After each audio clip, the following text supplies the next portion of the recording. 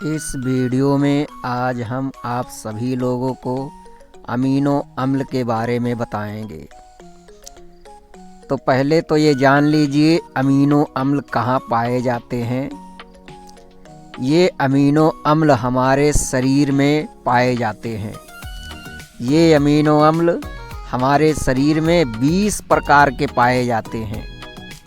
ये 20 प्रकार के अमीनो अम्ल हमारे शरीर में प्रोटीन का निर्माण करते हैं। हमारा पूरा शरीर अनेक प्रकार के प्रोटीन से मिलकर बना हुआ होता है। तो इस प्रकार अमीनो अम्ल बहुत महत्वपूर्ण कार्बनिक यौगिक है। इसी के बारे में आज हम लोग जानेंगे क्या है इसकी रासायनिक प्रकृति। तो चलिए देखते हैं अमीनो अम्ल की रासायनिक प्रकृति क्या होती है। तो देखिए ये है एक अमीनो अम्ल का प्रारूपी सूत्र। इस सूत्र में आप लोग देख रहे हैं एक कार्बन परमाणु है जिसके चारों ओर एक हाइड्रोजन परमाणु जुड़ा है, एक COOH समूह जुड़ा है, एक कैपिटल R जुड़ा हुआ है और एक NH2 समूह जुड़ा हुआ है। तो ध्यान दीजिए इस यौगिक में ये जो NH2 समूह होता है इसे अमीनो समूह कहते हैं और जो ये COOH समूह होता है इसको कार्बोक्सिलिक अम्ल समूह कहते हैं।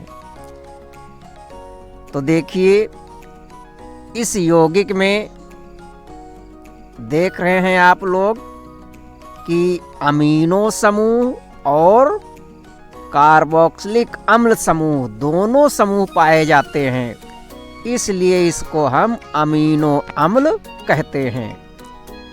और यहाँ पर देखिए जो कैपिटल R दिख रहा है ये कोई कार्बन श्रृंखला होती है। इसी कार्बन श्रृंखला के आधार पर 20 प्रकार के अमीनो अम्ल होते हैं। अब हमारे शरीर में प्रोटीन बनाने के लिए जो 20 प्रकार के अमीनो अम्ल होते हैं, चलिए देखते हैं उनको हम कितने भागों में बांटते हैं। तो देखिए अमीनो अम्ल के प्रकार। हमारे शरीर में जितने भी अमीनो अम्ल होते हैं उन्हें हम 2 प्रकार से बांटते हैं। एक अमीनो अम्ल जो होता है उसको कहते हैं आवश्यक अमीनो अम्ल और दूसरा प्रकार जो होता है वो है अनावश्यक अमीनो अम्ल। तो ये आवश्यक अमीनो अम्ल क्या हैं और अनावश्यक अमीनो अम्ल क्या हैं, इनको हम आगे देखते हैं। तो पहले हम लोग देखेंगे आवश्यक अमीनो अम्ल।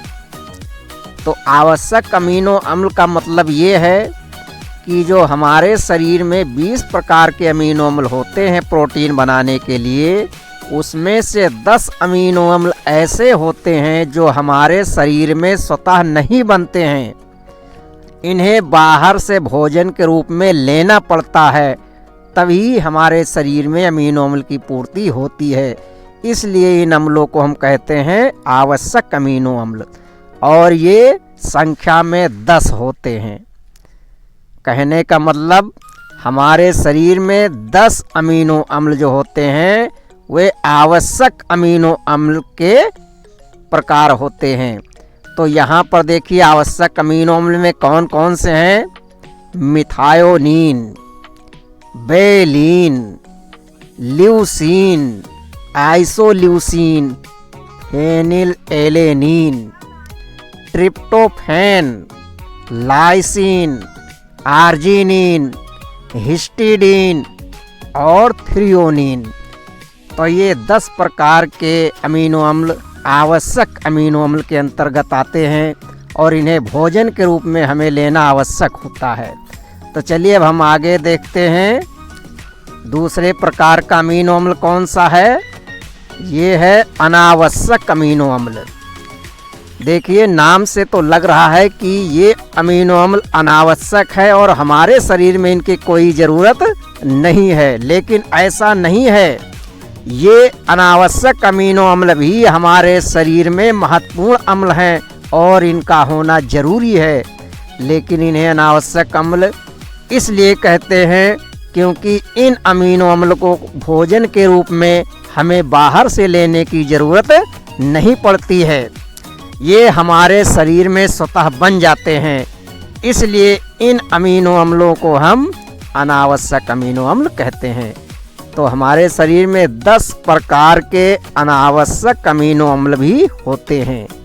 ये हमारे शरीर में स्वतः बनते रहते हैं, इन्हें भोजन के रूप में लेने की ज़रूरत नहीं पड़ती है। देखिए अनावश्यक अमीनो अम्ल में कौन कौन से रखे गए हैं। ये है glycine, alanine, proline, serine, cysteine, asparagine, glutamine, tyrosine, aspartic अम्ल, ग्लूटामिक अम्ल। तो ये 10 प्रकार के अमीनो अम्ल अनावश्यक अमीनो अम्ल कहे जाते हैं। ये हमारे शरीर में स्वतः बनते रहते हैं, इन्हें भोजन के रूप में लेने की ज़रूरत नहीं पड़ती है। और ये सभी 20 प्रकार के अमीनो अम्ल आपस में जुड़कर हमारे शरीर में प्रोटीन का निर्माण करते हैं।